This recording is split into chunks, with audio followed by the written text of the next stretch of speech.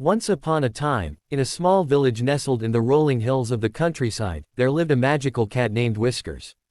Whiskers was no ordinary feline, for she possessed the power to grant wishes to those who treated her with kindness and respect. One sunny afternoon, a young girl named Emily wandered into the village while on a walk through the woods. Emily had always been fascinated by the stories of the magical cat, and she had heard that Whiskers could grant wishes to those who proved themselves worthy. As Emily wandered through the village, she came across a group of children playing near the town square. They were laughing and chasing each other, but one little boy sat on the sidelines, looking sad and lonely. Emily approached him and asked why he wasn't playing with the others. "I don't have any friends," the boy said, his voice trembling. "I'm the new kid in town, and nobody wants to play with me."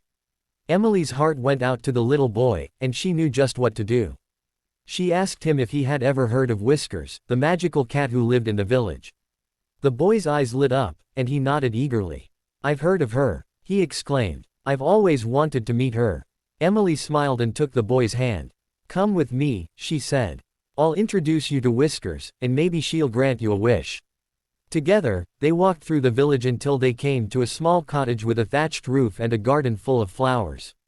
Emily knocked on the door, and a soft voice called out from inside. "Who is it?" "It's Emily and her new friend," Emily replied. "We've come to meet Whiskers." The door opened, and a beautiful calico cat with piercing green eyes peered out. "Ah, Emily," she said. "I've been expecting you. And who is your new friend?" "This is Timmy," Emily said. "He's the new kid in town, and he's never had any friends before. I thought maybe you could grant him a wish." Whiskers looked at Timmy with kind eyes. "Of course," she said. "I'd be happy to grant you a wish, Timmy. But first, you must prove yourself worthy. Can you do something for me?" Timmy nodded eagerly, and Whiskers handed him a small basket filled with toys. "I want you to take these toys to the animals in the forest and play with them," she said. "When you return, we'll see if you've proven yourself worthy of a wish." Timmy took the basket and ran off into the forest, eager to prove himself. Emily and Whiskers sat down on a bench in the garden, watching as the little boy disappeared into the trees. "He's a kind boy," Whiskers said. "I think he'll make a good friend for you, Emily." Emily smiled, feeling grateful for the magical cat's wisdom. "Thank you, Whiskers," she said. "I'm so glad I met you." As the sun began to set, Timmy returned, out of breath and happy. "I played with all the animals," he exclaimed. "They had so much fun." Whiskers smiled and nodded. "You have proven yourself worthy, Timmy. What is your wish?" Timmy thought for a moment, and then his face lit up.